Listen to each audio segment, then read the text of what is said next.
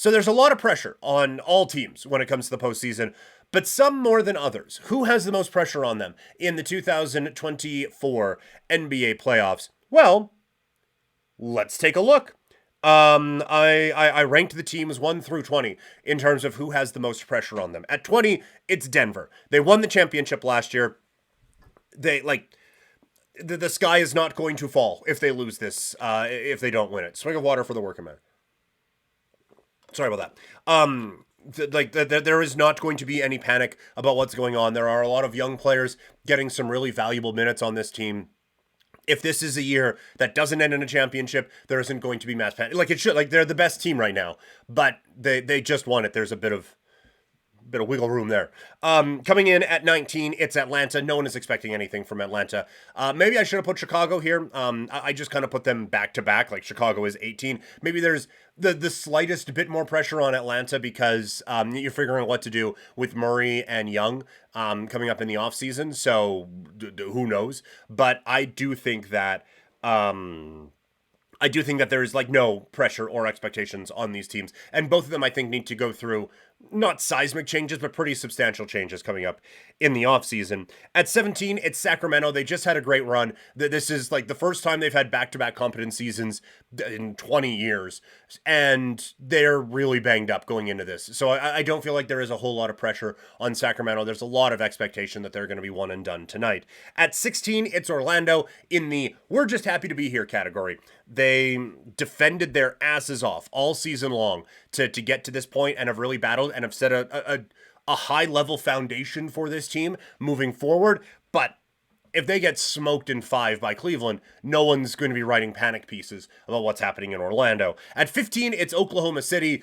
I know they're the number 1 seed, and you shouldn't just be like, oh, this is the first of many, because Oklahoma City specifically knows the danger that can cause. But I do think that there is still a lot of growth and development assumed with this team. And so if it doesn't happen this year, I think there's going to be a little question as to why the trade deadline went down the way that it did in Oklahoma City. But I don't think that to say there's a lot of pressure on this team. There are so many other teams facing more of it. At 14, it's Indiana. I do put them a spot over Oklahoma City because they went out, made the move for Pascal Siakam, gave up a bit, like not a ton, but gave up a bit, and now Siakam could conceivably walk in the offseason, right? He is a free agent. So I think there's a bit of pressure on the Pacers there. At 13, it's Miami. They just made it to the title game last year. They have struggled to figure out what they are this year. Sorry, tickle my throat again.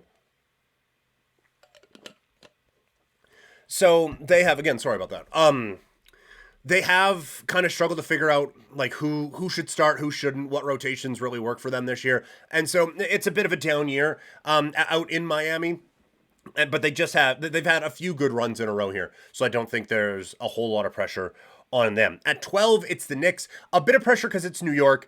Like how many MVP level seasons is Jalen Brunson going to really, really have? So like you can kind of understand that there would be some pressure on this team, but given the injuries that they have, given that they have kind of overachieved by getting to the 2 seed, I don't think there's a lot of pressure on the Knickerbockers. At 11, it's Philadelphia, just because like this was like they would be probably in the top 3 if this had been a full healthy Joel Embiid season. But because Embiid was banged up, it feels like they're playing with house money a little bit. So I think that the situation around their season puts them a little bit lower on this list. At 10, it's Minnesota. They had a great regular season. Still not a lot of pressure on this team. But there is like some pressure to succeed. I think specifically on Karl Anthony Towns, there's pressure on him to have this team make a bit of a run here in the postseason because things were going really well without him. And so if this team ends up exiting in the first round, maybe they go make a big move with a Karl Anthony Towns, get a few things back and try to kind of load things up that way instead. At 9, it's New Orleans. It was a healthy Zion Williamson season, so there's going to be a bit of pressure to take advantage of that. They falter late in the regular season, and that ends up costing them a spot. Like if they're in the 6 right now, they're feeling pretty good, but they're in for a tough probably couple of games here in the play-in tournament. At 8, it's Golden State. There is always pressure when Steph Curry is having the type of season that he has. But the reason that they aren't higher is because A, they just won a championship a couple of years ago, and B, I don't think expectations are all that high on them. On 7, there's always pressure when you're the Lakers, and there's always pressure when you're LeBron, but I think given how the bracket kind of sits for them, there is a little bit less pressure and a bit more of an understanding of, like, yeah, this ain't going to be it. But I do think that overall, like going into the offseason, they're a team that needs to have a very big offseason.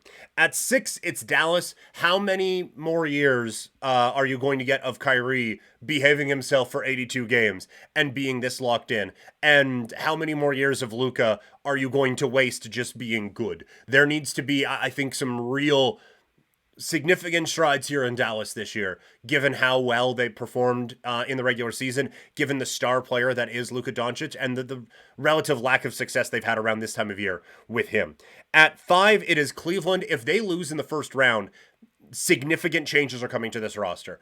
And if they win in the first round and get just dummied in the second round, I think there will probably be some changes. Look, we are all expecting Donovan Mitchell to get moved from this team at some point.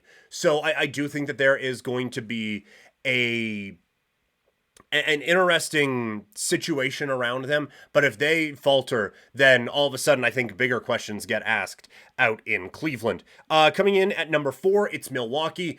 They would probably be a little bit higher on this list if Giannis hadn't been hurt. But now this is 2 years in a row where Giannis has been hurt. And you bring in Dame Lillard to kind of help with the fact that people get injured. And you hope that, well, if one star goes out, then we have another one who can kind of pick up the load. But they have been figuring out all the pieces there all throughout this season, and it just hasn't really clicked. Your star is not getting any younger, and all of those sorts of things. So I do think that Damian Lillard and company have a lot of pressure on them.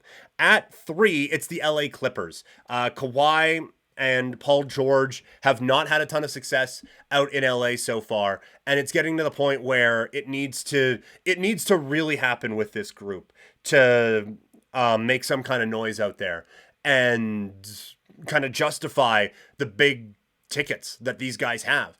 They made a big splash when they acquired PG and Kawhi Leonard after the 19 championship, and now SGA is a top 2 or 3 player in this league, and they don't even have a finals appearance to show for it. So I do think there is some growth that needs to happen here. In 2, it's Phoenix. They sold the farm to bring in Beal and KD, and if it's a first round whimper, then I don't think big changes are happening, but you made this move to be successful this time of year, and if it doesn't happen, that's terrible. And at number 1, it's the Boston Celtics. They were so clearly the best team in the regular season all year long. If there is a slip on the banana peel here in the postseason, then that's going to be really, really difficult. So I think of all the teams in the NBA this season, the Boston Celtics have the most pressure on them going into this postseason.